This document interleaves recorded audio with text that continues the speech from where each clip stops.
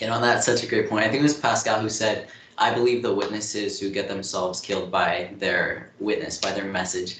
So yeah, it is Yeah. just interesting the way you put that sure, it's possible to say that, but is Well, it and this reasonable? is Like, no, it doesn't make right. sense. And this is why, the work that Sean McDowell did on the fate of the apostles is powerful because, he's been very fair. And some of these deaths of the apostles are better, studied and better known than others because Mhm. we don't have great historical records on a lot of these. But we have no counter record, which I think is interesting. If you're saying that this guy died in the first century, but he was lying, well, where's the counter record?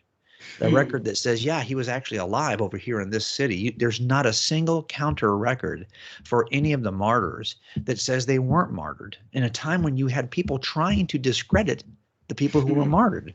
So I just don't see any good one. There's certainly no manuscript evidence to doubt the claims of the early church when it comes to martyrdom. So Yeah. I don't see any reason to doubt him. And by the way, I wouldn't have to know that all of them died that way. If I just knew that the ones I can confirm definitely died that way and the rest were said to, that should be powerful enough given the antiquity of the claims. So yeah, then with that, like a question that comes up is, what could bring these people to willfully die for this message they believe in, right? Like people die every day for something they think is true, but these are people who walked with this Jesus of Nazareth. They would know if anybody did. So they're willfully dying for him, for this message that he's God, that he rose from the grave. Yeah, people So dying for what they believe to be true has no evidential value. But lots of folks die for what they don't know is a lie. yeah. But people who would know if it's a lie, their death has great evidential value. But let me just say this, and I think sometimes when we talk about this, people think, well, that in and of itself would not demonstrate anything. And you're right. Nothing in and of itself is all that persuasive, even to me.